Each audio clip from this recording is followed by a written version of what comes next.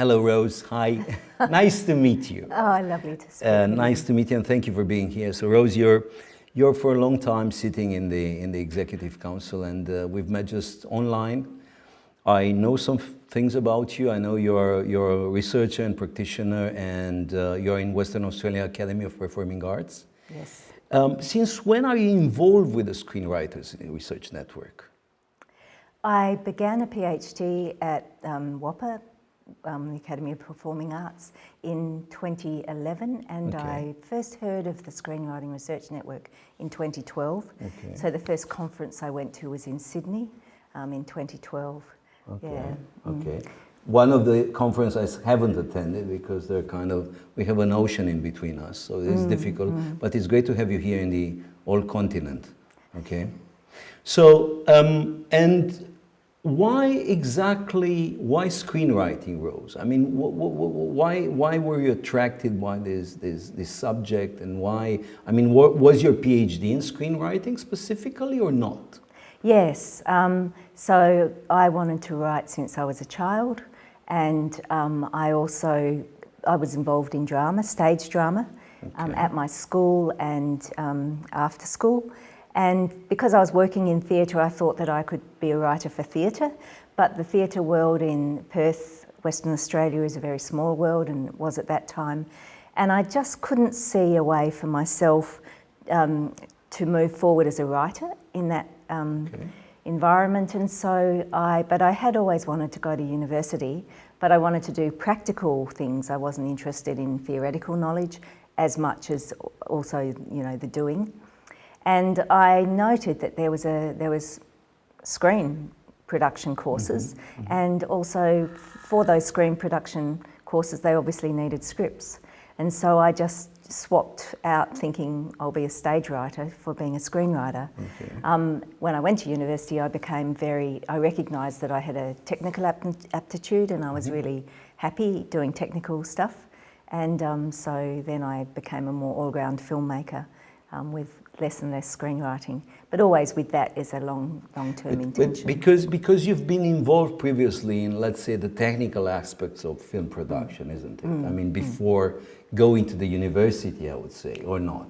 Am I right? Yes, but, well, as in technical for theatre. So I was a lighting assistant or did sound for theatre, before I did film. Look, Rose, for me, you're a very special presence, to be honest, because even if we met just virtually and online, you are very special. And I'm not making compliments just for granted. You are such a positive and such a calm appearance in our meetings, and you are doing a job which usually, I mean, there's no discrimination here, but mostly like our friend Marius, who's shooting next to us, he's also a web manager and webmaster, So you're doing a very technical and difficult job for the EC, for the network, meaning you've been taking care of the website, yes, which is one of the difficult tasks, I would say, and which is the website at the end. It's the center of our network because it's the pillar where everything resides. And now, unfortunately, you announced you'll be stepping down, and this is why we also want to do this interview with you as the first in this film we're trying to do here in Olomouc, in the Czech Republic, with the occasion of our conference. And okay, we will be missing you, but we know that you are a friend who will be staying with us, and we can come to you anytime we need. But tell us from your experience as a webmaster of the network. How do you see this evolving? How do you see the future of the network? What would be your recommendation to our younger, let's say, members or the newcomers? What would you say to them? Well, for a start, I'd just encourage them, because it's an extraordinary opportunity to be close to people of such high rank in the film industry, producers and directors, showrunners. So apart from the wonderful screenwriters that are all around us, so it's just a great career move. If you listen carefully, there's so much wisdom is exchanged in the conferences. So, to give yourself the treat of going to a conference every year is definitely what I'd recommend young people to do. In terms of the future of the network, I hope it doesn't grow in the same way that there are other organisations, academic organisations, that look at film from a scholarly point of view, and particularly an American model where the conferences are 3,000 people, they take over a whole hotel. It's unworkable. It's not a useful time to be in those sort of conferences. It's very much a rat race and, you know, trying to talk with who you know to get your next leg up. I see the great virtue of the Screenwriting Research Network being small, and that if we can retain that collegial community sense by remaining a smaller organisation, even if it means we split off into other organisations, maybe you know, have a European centre and then an Asian centre or whatever. I think that would be a better way for us to develop in the future, and I hope that really to keep the collegiality is the most important thing to me. If we split into a European association, I won't have Rose as a colleague, so I wouldn't like this to happen. But I will pick it up from here because you mentioned you attended the first conference in 2012 in Sydney. And actually this is the moment when I gave up attending conferences. And there were two reasons. One of them is it was the distance and the money. I couldn't afford to come to Australia, and I had no financing for that.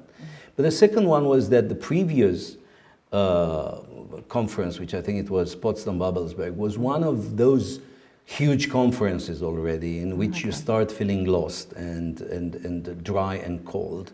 And it took me a part of that spirit you're mentioning, which happened in, let's say, in Leeds or in Copenhagen or even in Brussels, you know, later on. Now, if you would compare the Sydney one, because I have no clue, and we have, by the way, we're talking here also about the project you've been involved in, and the project basically you brought me in, which is called Conversations. I mean, recalling the history of the past conferences. Yes. And we're starting this movie with an actual conference in the Czech Republic in 2024, but we're also dealing with other organizers here and with you who were also involved in the Conversation project somehow, and you took care of it and nurture it, even if so far it was just an online thing. So my question to you is, if you would I don't know if you attended some other conferences besides Sydney. Have you been in other conferences so far? Babelsberg, Santiago in Chile in 2015,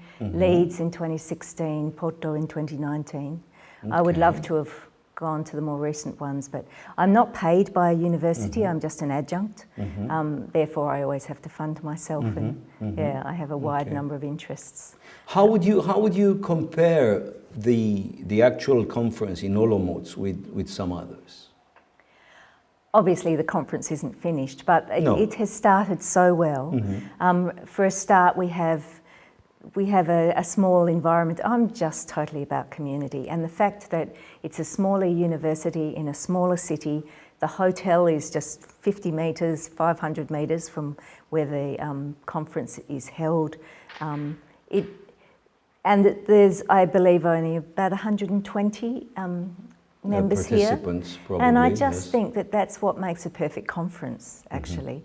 So I didn't enjoy Sydney as much. I was new, but also Sydney was across two campuses, and of course Sydney's a huge city, so it had all those, you know, things. So you got a little bit lost there, kind of. Yes, it was my own country, so it was easier from that point of view. My sister lives in Sydney, so it had that advantage. But in general, it wasn't as actually, it really started me in terms of my PhD project, which was on screenwriter's voice, mostly because I didn't have anyone in screenwriting research to work with in Western Australia at my institution. So at that stage, I was really fumbling along by myself. So it was wonderful to discover at the SRN, and I got a lot. So it was helpful. It was basically very helpful. I mean, vibe-wise, and let's say it wasn't that you know, intimate like the one we're having right now. Yeah. But most of them, they were helpful in terms of knowledge. Because I'm so interested in such a wide range of topics, and I find the conferences, I could go to all of the sessions and be equally as enthralled. Interesting, and I'm discovering new stuff that's valuable in every talk every conversation I have, every talk I hear. But why was the voice the aspect of your screenwriting research? I mean, why you mentioned this earlier? Why is this the topic for it? I think, two reasons. The first is that I'm a middle child in my family structure, and I always felt like the one who wasn't heard. I was the quiet in the background, don't make any trouble, because, you know, my elder sister was obviously God, and my younger sister was just screaming prince, to... princess, so I think it's about being heard and feeling heard. But the other thing was that I had written... I'm very interested in different cultures. I'm fascinated by protocols and etiquettes from different cultures, and I had written a screenplay that was in the style of F Troop, the American show, and I thought of it as, you know, really quite West Australian in one way, but when a reader of mine, a West Australian and a film editor, read it, she asked me, why is it American? And that really made me think, oh my God, this is my first major work. It's a really good screenplay, I think, a telefeature, and it deserves to be made. But I absolutely, when she asked that, I was jolted to reality that the cliches I used, the film, the language, because F Troop actually was its, you know, I copied the genre, and it made it a very fun thing. But it made me think how horrifying, because the US has just been so, their imperialism has killed aspects of Australian filmmaking and Australian culture at various stages of our history because of the dominance of the distribution and exhibition companies that were American that came to Australia, you know, in the early Actually, days. Stephen Morris, I was speaking to him, and he told me that this is quite, you know, annoying that parts of the actual Australian research on film, it's neglecting the Australian film heritage, and they're looking all over outside, but not to their own legacy, you know. Yeah, that's chronic in Western Australia. They're constantly funding, you know, American style shows. It drives me bonkers. It's such a lost opportunity.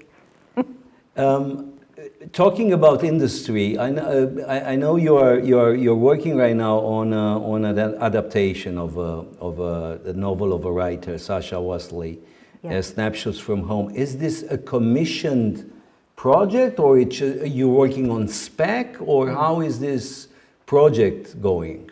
At the moment, we're working on spec, but we hope to sell it at an early stage, or you know, so that we can be paid for. It's very normal in my world, certainly in West Australia, as a writer to just write on spec, but it does seem that SBS are relative, or have made positive noises, and when we develop a Bible or, you know, some sort of mini Bible, then we can conceivably go to them. They have a specific set of requirements because they're the multicultural free-to-air television in Australia, and but yeah, they do some really good stuff, and I think this project touches a lot of bases for them, ticks a lot of boxes. If you weren't a screenwriter or filmmaker, what would you be, Rose? Oh, I would love to be an ecologist, you know, study zoology and be out in the field studying mammals. The Australian mammals, the Australian wildlife is just so amazing. You can combine this into filmmaking then.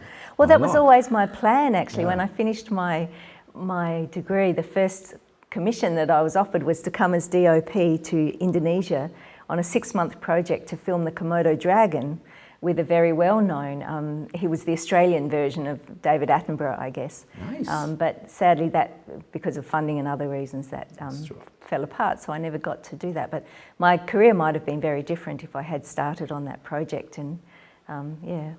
And to end up again with a note on our network, what would you value most of being part of this network, of Screenwriters Research Network, Rose?